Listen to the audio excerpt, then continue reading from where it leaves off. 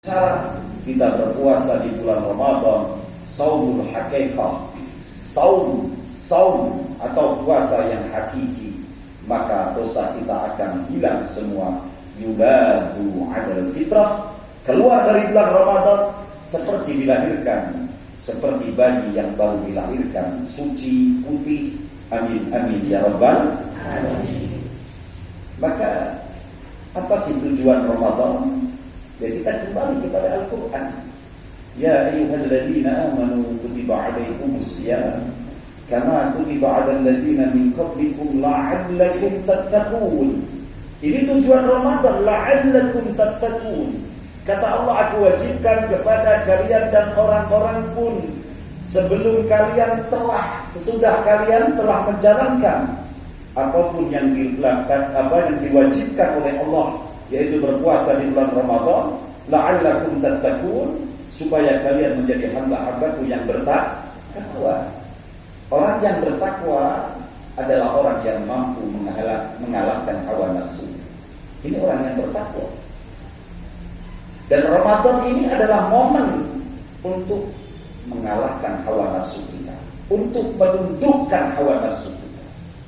Maka saya mohon, Ramadan ini terbagi 3 tingkat.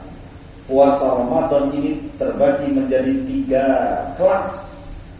Yang pertama adalah shaumul awam, puasanya orang-orang umum, yaitu puasa hanya menahan makan dan minum, tidak mendatangi syahwat di siang hari kepada istrinya.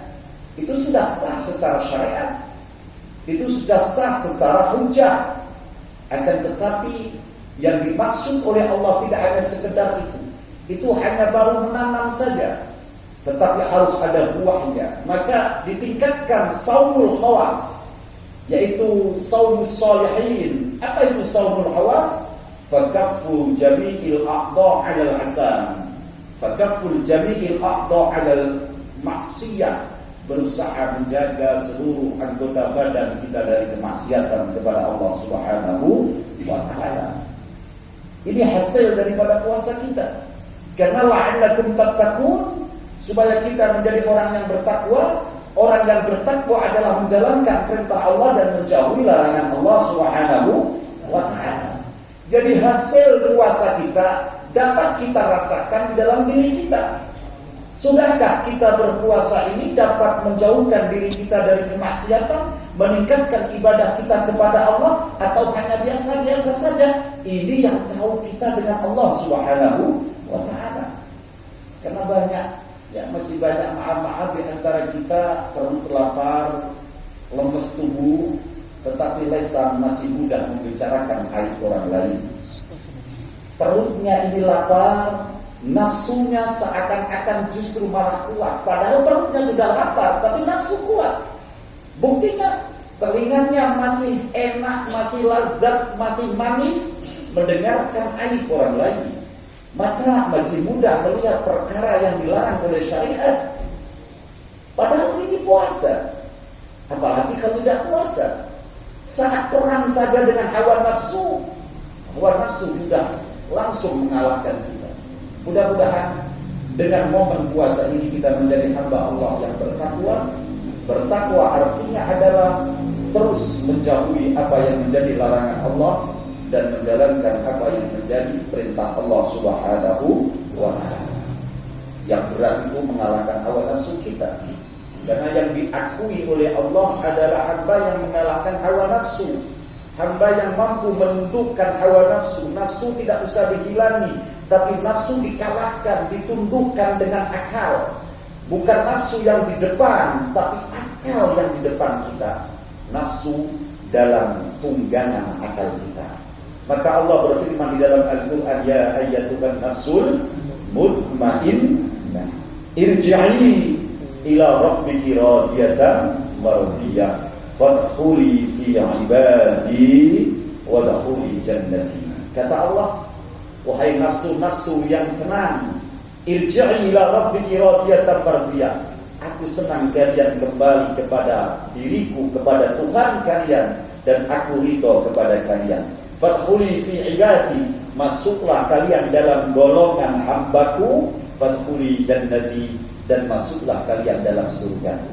Hanya hamba-hamba Allah yang mampu mengalahkan hawa nafsu, yang dipanggil oleh Allah sebagai hambanya. Hanya orang-orang yang mampu mengalahkan hawa nafsu, yang dipersilahkan oleh Allah untuk masuk dalam surganya.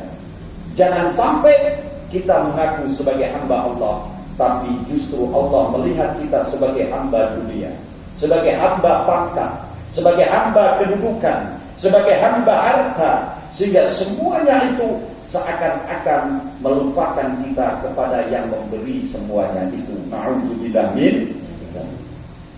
Paling berat mengalahkan nafsu kita. Bu, ibu, sudah yakin ya kalau bayar zakat itu wajib ya? Wajib. Maka tidak usah kita diberitahu, tidak usah kita dikejar, sudah kita berikan dengan sendirinya, karena itu merupakan kewajiban. Ya. Mudah-mudahan ini ditanamkan dalam hati kita, sehingga dengan begitulah kita akan mudah menjalankan apa yang diperintah oleh Allah Subhanahu wa Ta'ala. Kalau benar kita cinta kepada Allah, kalau benar kita cinta kepada Rasulullah, maka otomatis apa yang diperintah oleh yang dicintai akan kita ikuti, akan berusaha kita ikuti apa yang menjadi perintah daripada yang dicintai. Ya, mudah-mudahan setelah ini kita semua dapat menjalankan apa yang telah diperintahkan oleh Allah dan berusaha meninggalkan apa yang menjadi larangan Allah dengan mengalahkan nafsu kita. Maka ada sejarah ketika nafsu ini diciptakan oleh Allah. Nafsu ini adalah makhluk diciptakan oleh Allah. Setelah jadi, nafsu itu dipanggil oleh Allah. Ya nafsu, ta'al, kesini. Kata Allah, ya nafsu, waman ana waman anta. Setelah aku jadikan dirimu, maka aku mau bertanya kepadamu, waman ana waman anta. Aku ini siapa, dirimu siapa? Maka saat itu nafsu yang ada dalam tubuh kita dengan sombong di hadapan Allah, dia menjawab, ana wa anta. Saya, engkau. Kenapa tanya-tanya? Ini nafsu. Ditanya oleh Allah yang menciptakan. Dengan sombong dia menjawab, ana wa anta. Saya, engkau, engkau. Maka Allah perintahkan kepada malaikat, ambil ini nafsu, masukkan ke dalam neraka. Masukkan dalam neraka, rendam dia di dalam neraka, direndam dalam neraka yang penuh dengan dahsyat seksanya. Maka nafsu ini berteriak sakit dan lain sebagainya. Maka diangkat lagi nafsu itu dari neraka, dihadapkan Allah lagi, ditanya lagi, waman ana waman anta ya nafsu, aku siapa, dirimu siapa? Maka nafsu mengatakan dengan sombong lagi, ana wa anta. Ini nafsu sudah dihukum, berteriak-teriak sakit, tapi dia masih mengatakan ana wa anta, saya, engkau, engkau. Kata Allah, masukkan lagi nafsu ke dalam nerakaku. Masuk dalam neraka lagi, diseksa lagi, dibakar lagi, berteriak dia, tolong, ampun. Diambil lagi, ditanya lagi, waman ana waman anta ya nafsu, aku siapa, dirimu siapa? 3 kali nafsu menjawab, ana wa anta. Saya, engkau.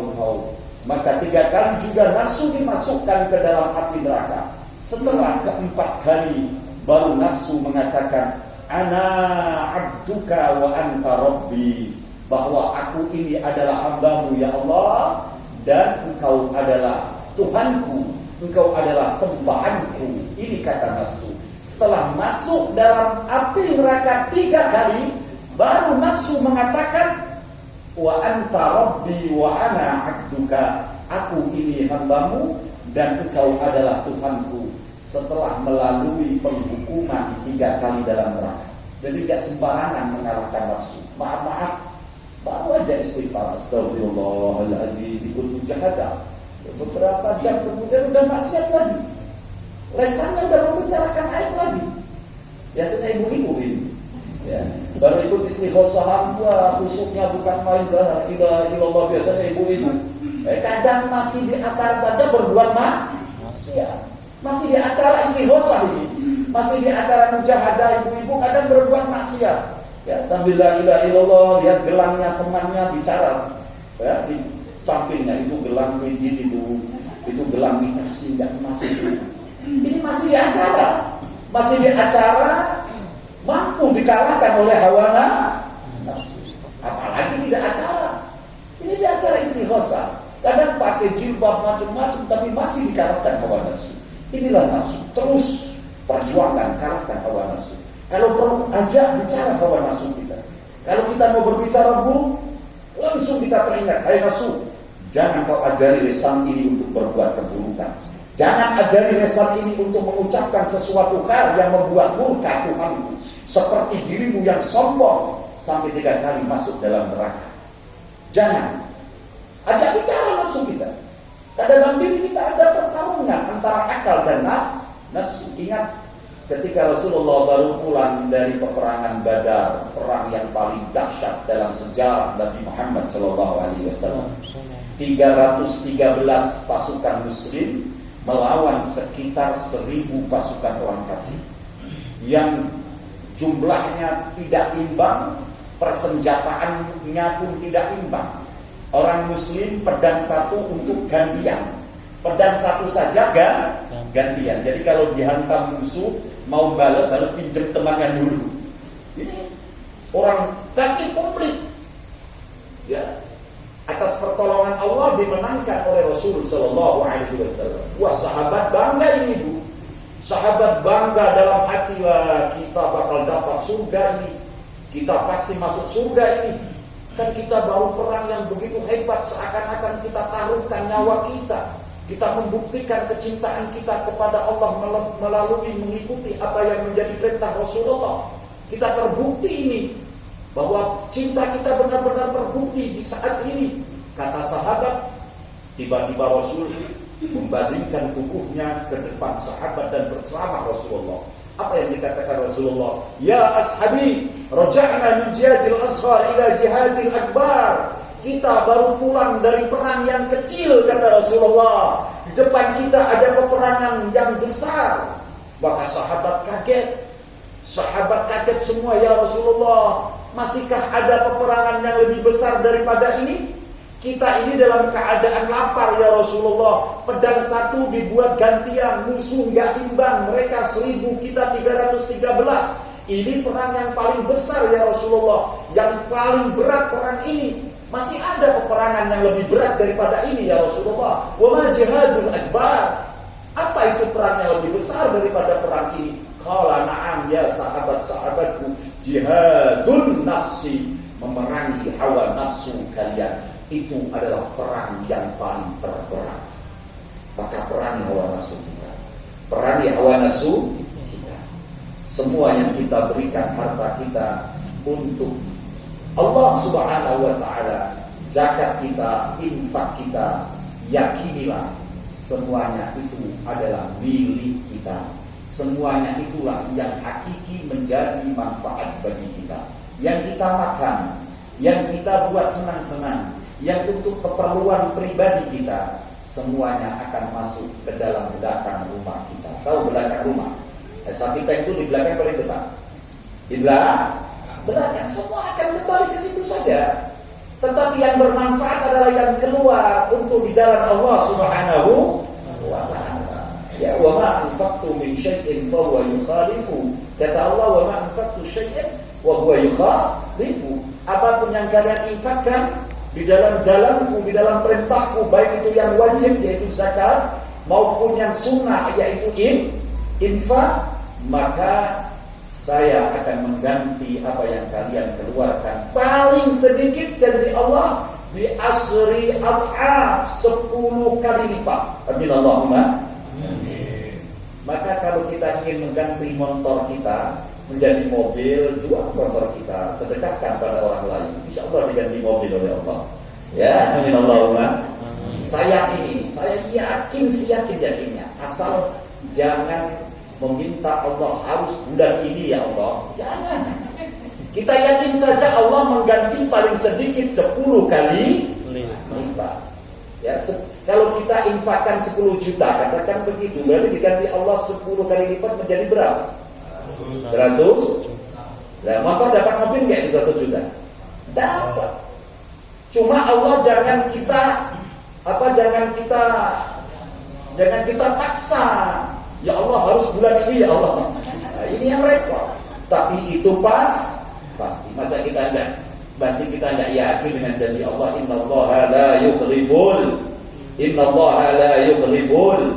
Ya, dan Al-Fakir sendiri ini bukan sombong, tapi tahadusan bil nikmah, sering membuktikan hal-hal keajaiban seperti itu. Apalagi urusan dengan orang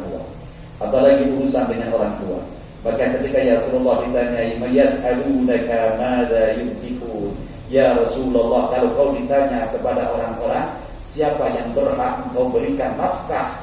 Yang pertama tadi, maka justru Allah menjawab, "Wabil walidaini wal aqrabin," yaitu terhadap kedua orang tua. Ayo, laki-laki ini biasanya kalau sudah nikah orang tuanya dikalahkan, dimenangkan dimenangkan istri. Dan istri jangan cemburu kalau suami Anda berbakti kepada orang tuanya. Kalau perlu, ketika suami Anda pamit mau datang ke tempat orang tuanya, tanya, pakai uang berapa Pak? Yang untuk mama. Nah, ini 200, jangan 200 Pak, ini tambahi uang belanja mama. Alhamdulillah. Karena hakikatnya tuba liman al-tazawwaj al-rajul as-salihul walidain. Beruntung bagi wanita yang dinikahi suami yang berbakti kepada kedua orang tuanya, karena lewat jalan itulah suami akan membawa kalian masuk dalam surga Allah Subhanahu wa ta'ala. Jadi tanamkan ibu. Jadi dorong suami. Tiba datang ke tempat orang tuamu, karena anak laki-laki tidak ada berhentinya. Kata Rasulullah, "Anta wa maluka li abdik wa ummik," wahai anak laki-laki, anta, anak laki-laki, dirimu sampai kapanpun, dirimu dan hartamu li abik wa ummik, milik bapak dan ibu. Saudara Nabi Muhammad. Wanita harus sadar, wanita harus paham ini, bahwa suamimu bukan milik dirimu. Kau hanya nomor berapa, tapi suamimu adalah anak laki-laki daripada perempuan. Mereka yang mengandung, mereka yang melahirkan, bahkan mereka yang menyekolahkan. Sehingga andaikan suami punya pangkat, itu adalah jasa mereka. Dan kadang wanita ikut memiliki nikmatnya. Sadari ini. Apalagi kalau urusan akhirat, kalian akan dibawa oleh suamimu masuk dalam surga. Al-walid adalah abwabul jannah al-awsat. Sesungguhnya orang tuamu adalah jalan termudah masuk surga, jalan tengah masuk surga. Wa awsaul abwabul jannah, paling luas pintu surga adalah bapak ibumu. Enggak desek-desekan ya, enggak desek-desekan. Dan semua itu harus mengalahkan hawa nafsu. Jadi intinya, kalau kita ingin berhasil puasa Ramadan, kalahkan hawa nafsu. Jangan sampai di puasa Ramadan ini kita kelihatan lapar, tapi hawa nafsu justru menguasai kita. Ya ibu ya. Jadi kalau di kantor, di rumah, kok diajak bicara sama tetangga, sudah melenceng membicarakan aib tetangga, bilang, "Ini so'imun, ini so'imatun, aku sedang berpuasa." Kira-kira begitu apa duduk? Kira-kira begitu apa malah nambahin duduk? Nah, ini yang repot ya. Mudah-mudahan nafsu terkalahkan. Kuncinya hanya itu, kalau kita ingin berjalan agama, kalahkan hawa nafsu. Maka otomatis tanpa diminta oleh Pak Camat, tanpa diminta oleh siapapun, kita akan berjalan dengan sendirinya. Zakat ini adalah kewajibanku, infak ini adalah kewajibanku. Karena kewajiban harta itu ada dua ibu. Kewajiban harta ada dua. Satu kewajiban syar'i, yaitu wujub syar'i zakat. Kemudian yang kedua wajib, tapi bukan wajib syar'i, tapi wujubul muru'ah, wajib secara muru'ah, harga diri, kewibawaan adalah sedekah. Ada orang 1 tahun zakat terus, dia keluarkan zakatnya, tapi setelah itu pelitnya bukan main, gak pernah sedekah, maka harga dirinya di hadapan orang lain tidak akan ada. Maka sesungguhnya sedekah ini walaupun secara ilmu fikih bukan wajib, tapi wujubul muru'ah, wajib harga diri kita. Maka ketika zakat, tunjukkan ini zakat saya. Zakat ini ibadah yang harus diperlihatkan. Malah zakat gak boleh ditutupin. Kalau datang ke tempat mungkin ya, ke tempat zakat, ini harus jelas, ini zakat saya. Ini zakat saya. Gak boleh. Ini dari mana Pak? Wah, cukuplah itu saja dari hamba Allah. Tidak boleh kalau zakat, harus jelas. Ini dari zakat saya. Kalau sedekah oke. Ini sedekah saya. Dari mana Pak? Ini sedekah. Ini dari hamba Allah. Tulis saja hamba Allah. Nah, itu begitu ya. Jadi kalau zakat harus jelas, tidak boleh disembunyikan. Zakat kok disirkan tidak sah. Zakat harus jelas. Ini zakat saya, ini zakat istri saya, ini zakat anak saya, ini zakat harta saya, ini zakat dagangan saya. Harus jelas.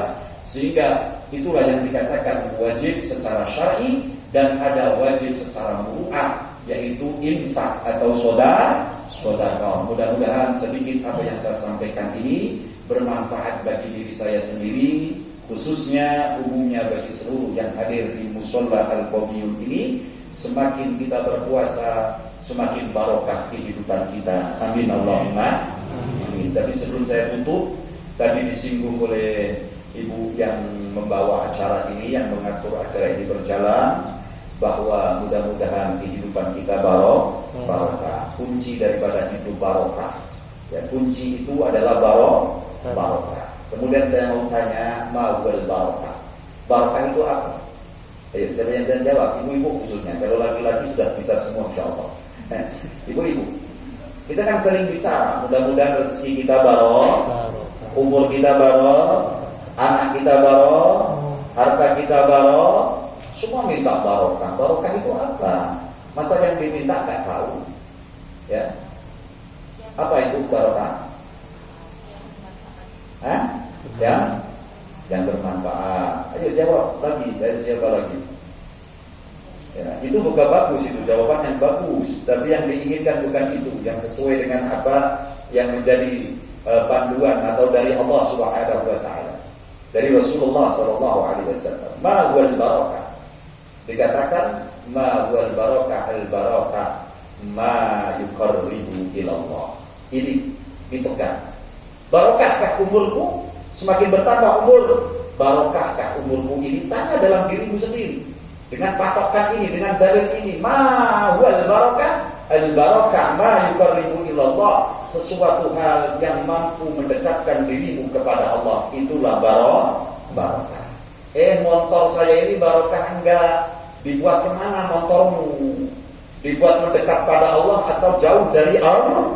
Kalau motormu menjadi fasilitas, mobilmu menjadi fasilitas mendekat kepada Allah, itu tanda barokah. Barokahkah pangkatku? Maka lihat dirimu, semakin kau naik pangkat, semakin kau naik jabatan, sombongkah dirimu dengan bawahan? Sombongkah dirimu dengan fakir miskin? Semakin angkuhkah dirimu dengan tetanggamu ketika kau sudah naik pangkat? Maka kamu sendiri yang tahu. Justru pangkatmu barokah atau justru adalah laknat dari Allah, itu kita sendiri yang tahu. Umurku barokah, rezekiku barokah, maka dapat dilihat. Dengan rezekimu bertambah, hartamu bertambah, semakinkah kau dekat dengan Allah yang memberi semuanya itu? Itu tanda barokah. Jadi ukuran barokah bukan naiknya materi, bukan bertambahnya materi. Motor 1 jadi 2, 2 jadi 3, rumah jelek jadi bagus. Bukan itu, tapi ukuran Allah. Barokah adalah ma yuqarribu ilallah. Apapun itu bentuknya yang menjadi sarana dekat dengan diriku, maka itulah tanda barokah. Maka kunci ini masukkan dalam hati. Barokahkah diriku? Tanya dirimu sendiri. Barokahkah rezekiku? Tanya dirimu sendiri.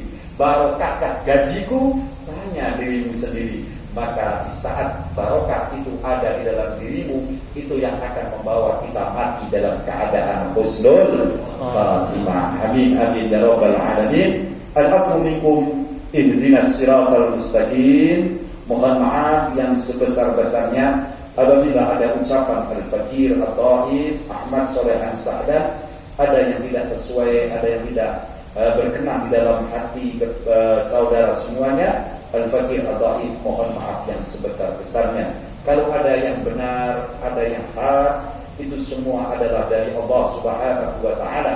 Kalau ada yang salah, ada yang tidak berkenan di dalam hati saudara, itu semua karena kebodohan Ahmad Solehan Sa'dah. Maka Al-Fakir mohon maaf yang sebesar-besarnya. Usikum wa nafsi bitaqwallah ihdinas siratal mustaqim. Assalamualaikum warahmatullahi wabarakatuh.